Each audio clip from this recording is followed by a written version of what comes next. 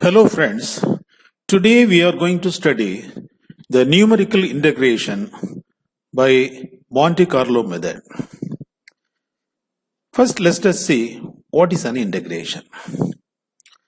An integration is nothing but finding the total value or summation of a function over the range of x equal to a to b.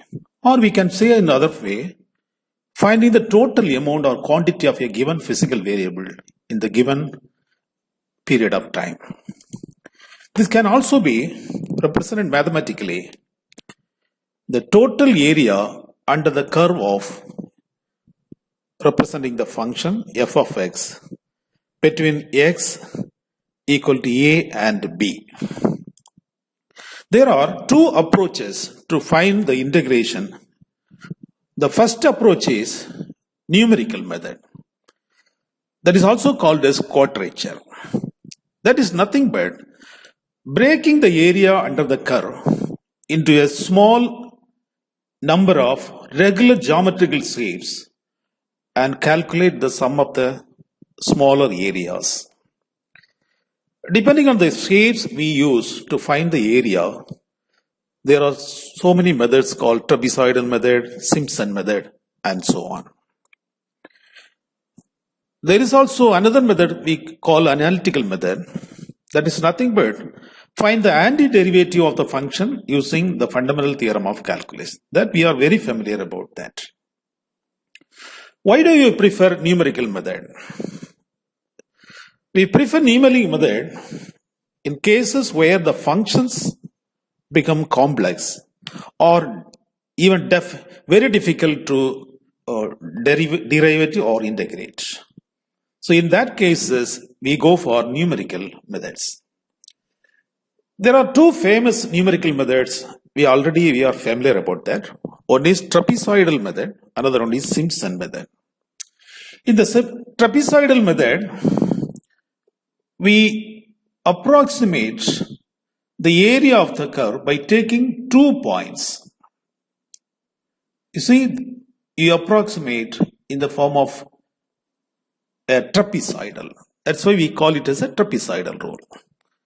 That is this b minus a into average height. This is the trapezoidal rule.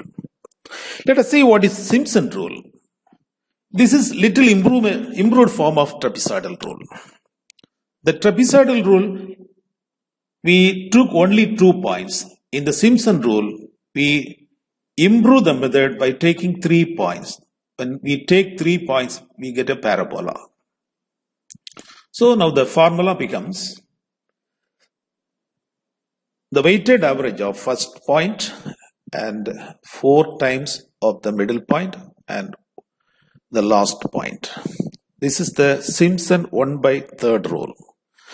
These two rules can be improved by composite or dividing the function into small segments in such a way that we can improve the accuracy of the results. This is the ordinary Simpson rule method. We took only 3 points.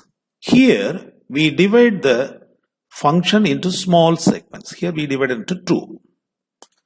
So the formula becomes the first point weighted 1 times and 4. This is the last point of the first segment and the first point of the second segment. So 1 plus 1. This is 2. Again the middle point and the last point.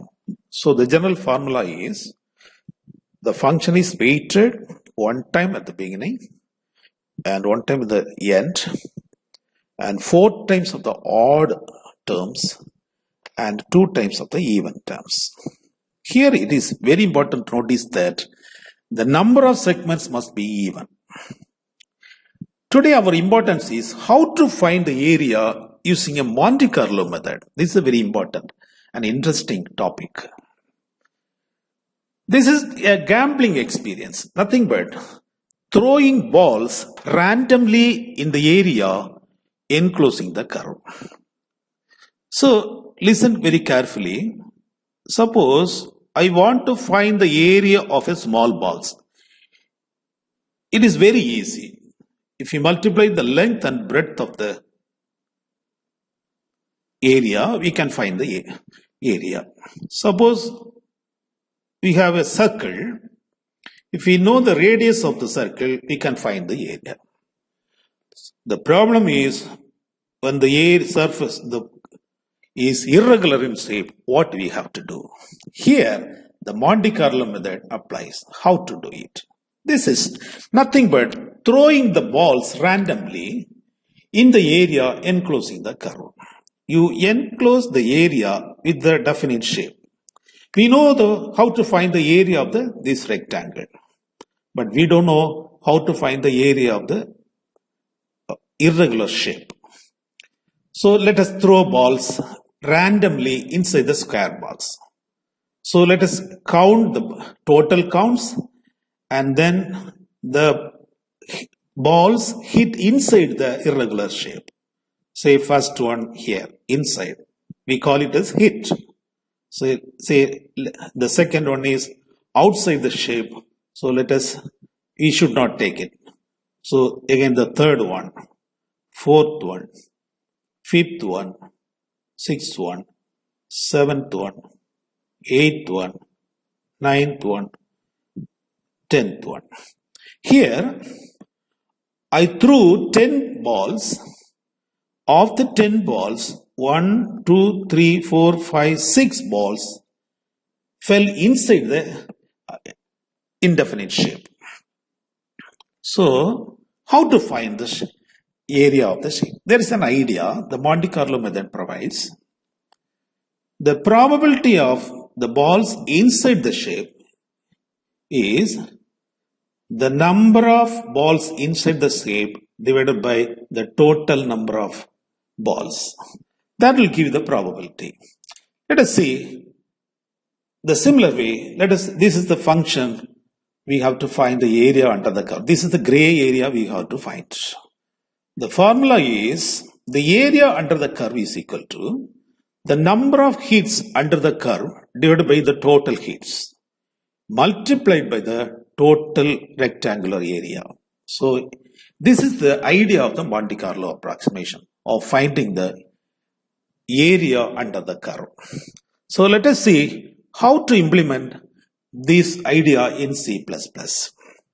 We have to model the ball throwing in C++. How? We can take a ball as a point with randomly selected x, y coordinates.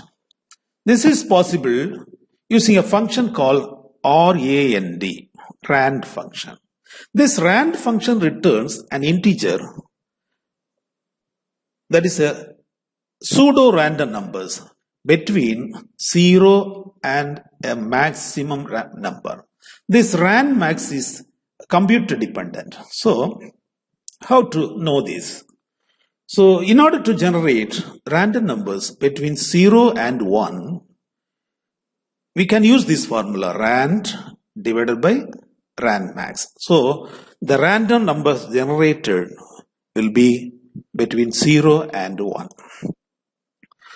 So, seeding, how to seed the random numbers?